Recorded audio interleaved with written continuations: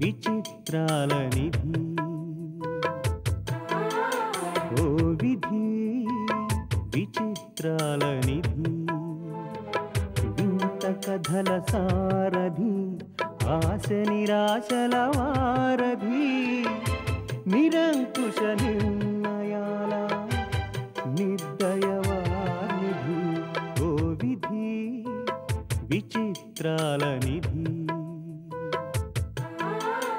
ఓ విధి విచిత్రాల నిధి.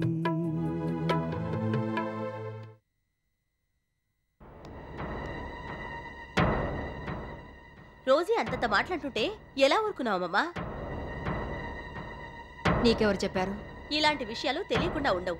10 మంది ముందు నిన్ను ఎంత ఇన్సల్ట్ చేసిందో, నీ గురించి ఎంత నీచంగా మాట్లాడిందో అప్పుడే క్లబ్ నుంచి రిపోర్ట్స్ వచ్చేసాయి. వాళ్ళెవరో ఫోన్ చేసి చెప్పారు కాబట్టి తెలిసింది, కానీ లేకపోతే నువ్వు మాకు చెప్తావా? రోజు ఎన్ని మాటలన్నా, ఎలాంటి పనులు చేసినా ఆవిడని ఒక్క మాట కూడా అనకూడదు. ఆవిడకి ఏ అపకారం చేయకూడదు. ఏం చేసినా నోరు మూసుకొని పడి ఉండాలి. మన కర్మ అని సరిపెట్టుకుని భరించాలి. అంతేనా దీపక్? లేకపోతే ఏంటమ్మా, నిన్నంత మాట అన్నందుకు అక్కడే తాడో పేడో తేల్చుకోవాల్సింది. ఇప్పటికైనా మించిపోయిందేం లేదు మావయ్య. నేను వెళ్ళి ఆ రోజు సంగతి ఏమిటో తేల్చుకుని వస్తాను. వద్దు, నువ్వు గాని మావయ్య గాని ఈ విషయంలో కలగజేసుకోవద్దు. ఇది నాకు రోజీకి సంబంధించిన విషయం, అందుకని నేనే తెలుసుకుంటాను. ఏంటమ్మా నువ్వు తెలుసుకునేది? రోజీ ఏమన్నా పడుండడం నీ వల్ల అవుతుందేమో కానీ మా వల్ల కాదు. అయినా ఎందుకనాలమ్మమ్మా?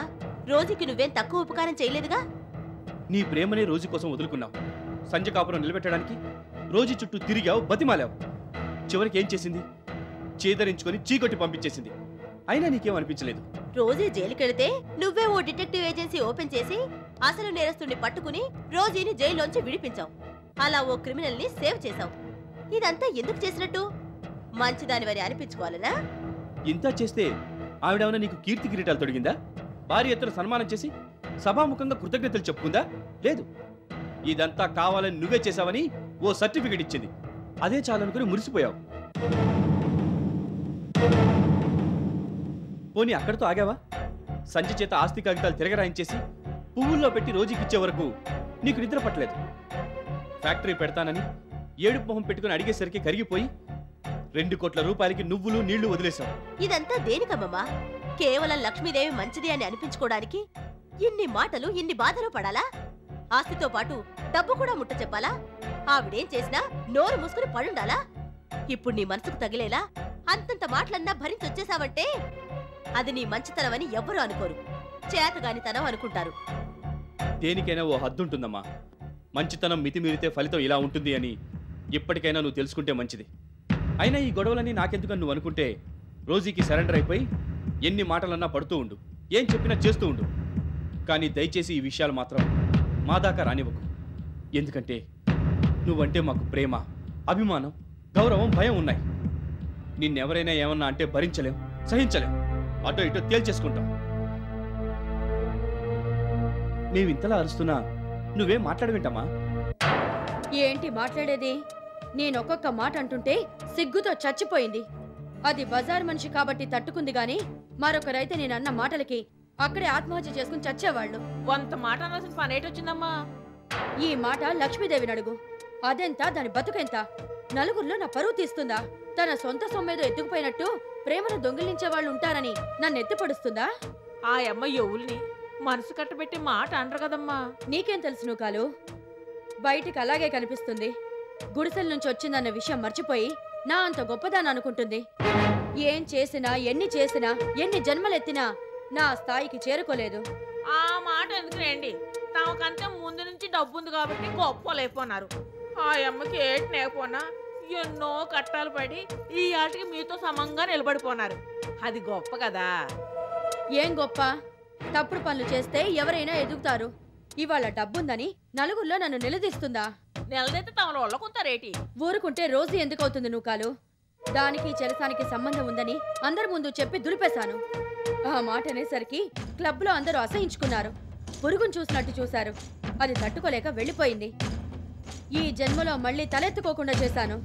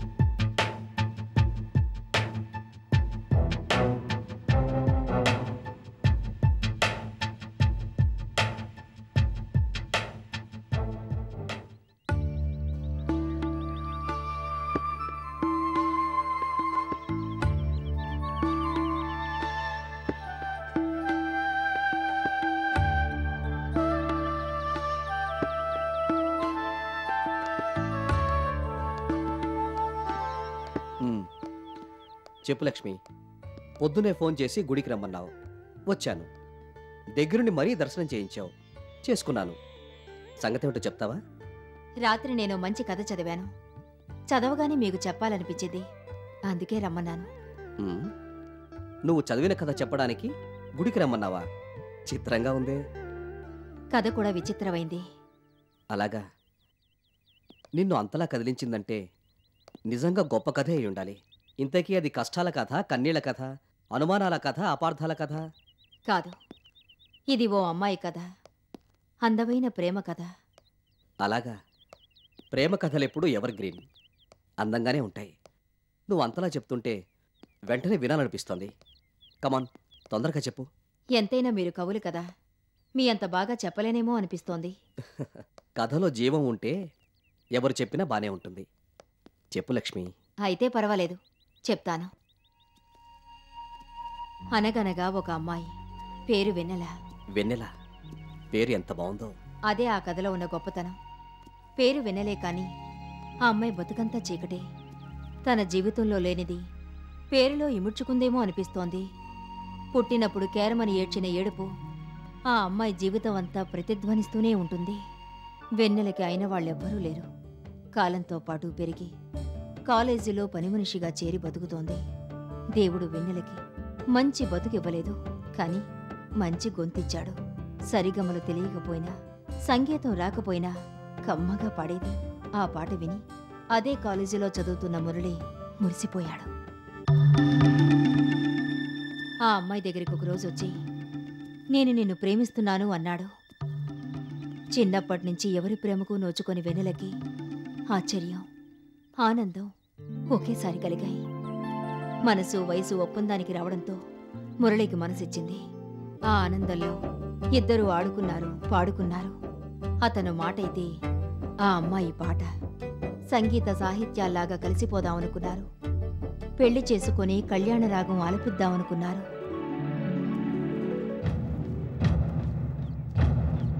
లక్ష్మి, నువ్వు చెప్తున్నది కథ, జీవితమా? కథలాంటి జీవితం. అయినా ఊహల్లో కన్నా జీవితంలోంచి మంచి కథలు పుట్టుకొస్తాయి. చాలా బాగా చెప్పావు లక్ష్మి.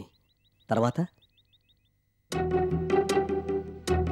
అదే కాలేజీలో ఆ కాలేజీ ఫౌండర్ గారమ్మాయి స్వప్న కూడా చదువుతోంది. డబ్బులో పుట్టి డబ్బులో పెరిగిందేవో. ప్రపంచంలో దేన్నైనా చివరికి ప్రేమను కూడా డబ్బుతో కొనేయచ్చనేది ఆ అమ్మాయి ఫిలాసఫీ. ఆ స్వప్న మురళిని ప్రేమించింది. ఆ విషయం అతనికి చెప్పింది. మురళి నిజాయితీగా తను వెన్నెల్ని ప్రేమిస్తున్నట్టు చెప్పాడు. దాంతో స్వప్న అహం దెబ్బతింది. తను కావాలనుకున్నది ఎలాగైనా దక్కించుకోవాలనుకుంది. కరెక్ట్గా ప్లాన్ చేసి వెన్నెల మురళీల మధ్య అపార్థాల అడ్డుగోడలు కట్టి ఇద్దరినీ విడదీసింది.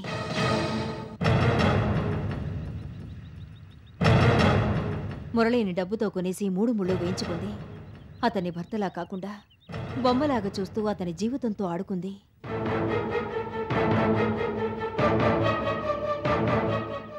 ఎంతగానో ప్రేమించిన మురళి తనని అపార్థం చేసుకోవడం వెన్నెల తట్టుకోలేకపోయింది.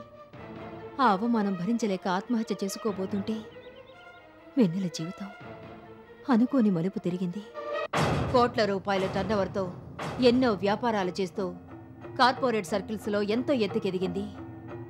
స్వప్నకి పోటీగా నిలబడింది. ప్రతి క్షణం వెన్నెలంటే భయపడేటట్టు చేసింది.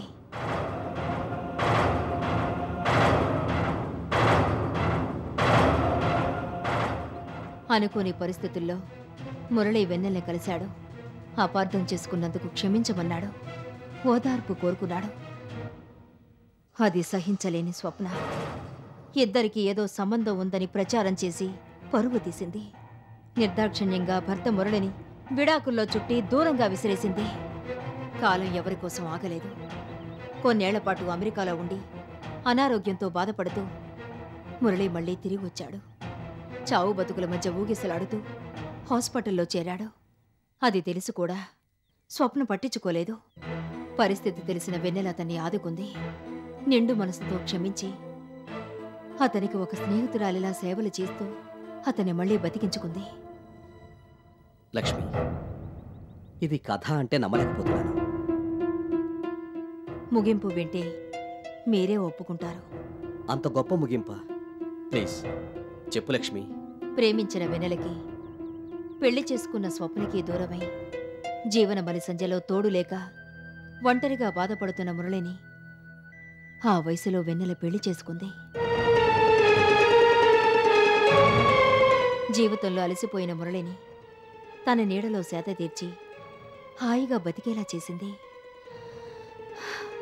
అదే కదా. ఎలా ఉంది? ఇది కథ కాదు లక్ష్మి, మన జీవితం. ఎవరో తొంగి చూసినట్టు ఉన్నది ఉన్నట్టు రాశారు. ఈ కథలో లాగే మనమెందుకు పెళ్లి చేసుకోకూడదు?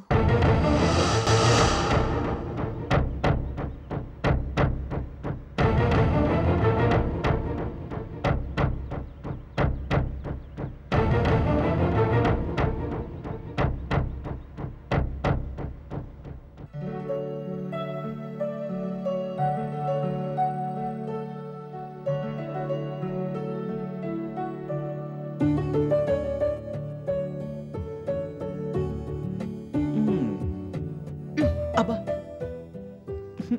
ఇచ్చోడు.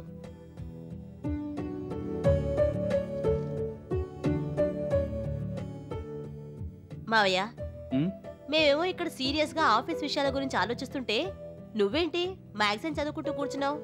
కాస్త హెల్ప్ చేయొచ్చుగా. కొందరికి ఎంత వయసు వచ్చినా మేనర్స్ తెలియదు సంజ. వాళ్ళని ఎవరు బాగు చేయలేరు. రేయ్, సంజయ్ నాతో మాట్లాడుతుంటే నువ్వు మధ్యలో కల్పించుకోవడం మేనర్సా?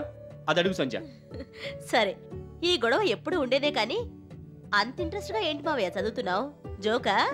జోక్ కాదమ్మా, పద వినోదం ఫిలప్ చేస్తున్నాను. అచ్చా, నేను ప్రశ్న అడుగుతాను, దానికి కరెక్ట్ గా సమాధానం చెప్పిన వాళ్ళకి ఓ మంచి గిఫ్ట్ ఇస్తాను. Okay, agreed. అయితే విను. ఒక ఉద్యోగి పేరు 3 అక్షరాలు. మొదటి అక్షరం చెరిపేస్తే యుద్ధం అవుతుంది, మూడోది చెరిపేస్తే చెయ్యి అవుతుంది. ఆ ఉద్యోగి ఎవరు? కరణం. Fantastic, congrats Sanjay. ఏమో కంప్యూటర్ హీరో. ఇప్పుడేమంటావు?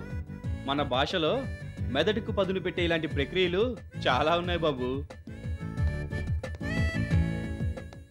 అదిగో అమ్మమ్మ వచ్చేసింది.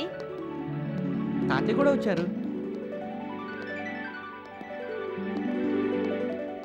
రండి మావయ్య, కూర్చోండి.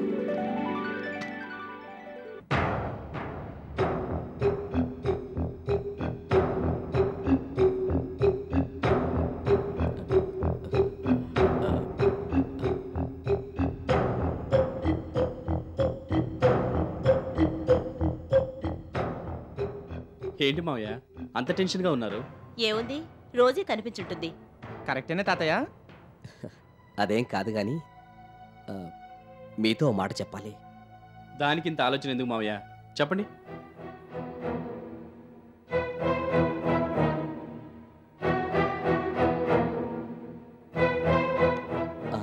నువ్వు ఉండు లక్ష్మి, నువ్వు వెళ్ళిపోతే ఎలాగా? ఇది మన ఇద్దరికి సంబంధించిన విషయం కదా, నువ్వు ఉండు.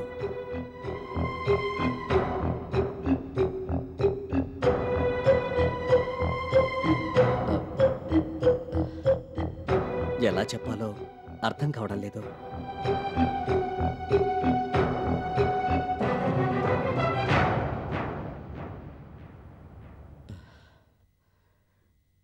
నేను లక్ష్మి పెళ్లి చేసుకోబోతున్నాం.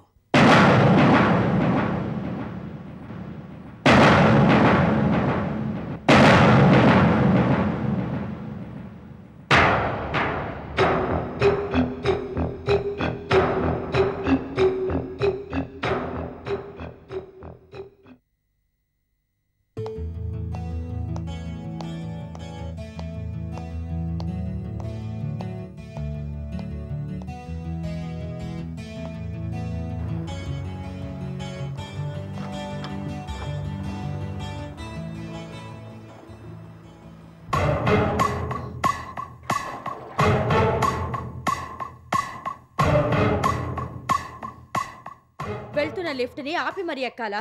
తర్వాత రావచ్చుగా. మొదట్నుంచి మనిద్దరం అన్ని విషయాల్లోనూ కలిసి వస్తున్నాగా. ఈ లిఫ్ట్ విఐపీలకి, ఆఫీషియల్స్ కి. నీలాంటి అలగజనం వెళ్ళడానికి మెట్లున్నాయి. అలాగా? లిఫ్ట్ ఆపరేటర్గా నువ్వెప్పుడు జాయిన్ అయ్యావు? ఏమిటా పిచ్చి వాగుడు? వాగుడు కాదు, లిఫ్ట్ ఎవరెక్కాలి ఎవరెక్కకూడదు అని లిఫ్ట్ ఆపరేటర్లా నువ్వంత క్లియర్గా చెప్తుంటే డౌట్ వచ్చి అడిగాను. లిఫ్ట్ ముందు నేనెక్కాను, వెనకాల వచ్చిన వాళ్ళు వెయిట్ చేయాలి. ఇది నీ సొంత లిఫ్ట్ కాదు, కామన్ లిఫ్ట్. ఎవరైనా ఎక్కొచ్చు. ఆ మాత్రం కామన్ సెన్స్ కూడా లేదనుకుంటా నీకు.